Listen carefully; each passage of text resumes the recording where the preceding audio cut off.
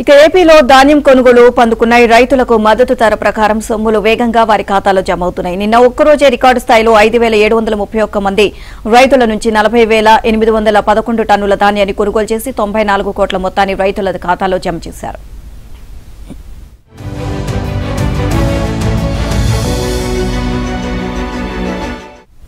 దీంతో ప్రస్తుత ఖరీఫ్ సీజన్లో ఇప్పటి వరకు మొత్తం 1,67,299 మంది రైతుల నుంచి 11,63,510 టన్నుల ధాన్యాన్ని కొనుగోలు చేసింది ప్రభుత్వం. గత ఏడాది ఇదే సమయానికి కేవలం 5.22 లక్షల టన్నుల ధాన్యం మాత్రమే కొనుగోలు చేయగా ఈ ఏడాది 11 లక్షల మెట్రిక్ టన్నులకు పైగా ధాన్యాన్ని కొనుగోలు చేశారు.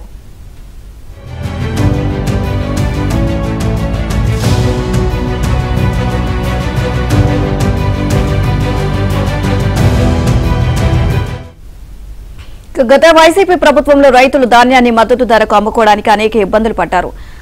ర్యాండమైజేషన్ పేరుతో నిర్దేశించిన మిల్లులకే తరలించాలి అనే నిబంధన వల్ల ధాన్యం తరలింపు రైతులకు తలకొమ్మించిన భారంగా మారింది. ఇక ధాన్యం సంచుల కోసమే రోజుల తరబడి రైతు భరోసా కేంద్రాల చుట్టూ తిరగాల్సిన దుస్థితి గత ప్రభుత్వంలో ఉంది. అయినప్పటికీ ఎన్నో వ్యయ ప్రయాసాలు కోర్చి లారీల్లో సుదూర ప్రాంతాల్లోని మిల్లులకు తరలించిన రోజుల తరబడి దిగుమతి చేసుకోకుండా మిల్లర్లు రైతులకు ఇబ్బందులకు గురిచేశారు.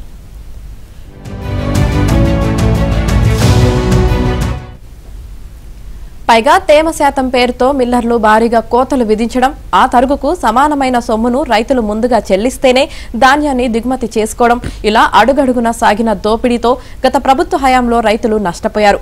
రైతు భరోసా కేంద్రాల ద్వారా ధాన్యం విక్రయించిన రైతులకు 2-3 నెలల వరకు సొమ్ము చెల్లించకుండా గత వైసీపీ ప్రభుత్వం బకాయిలు పెట్టింది. దీంతో ఎక్కువ మంది రైతులు ప్రైవేట్ వ్యాపారులు దళారులకు తక్కువ ధరకే అమ్ముకోవాల్సిన పరిస్థితులు ఏర్పడ్డాయి.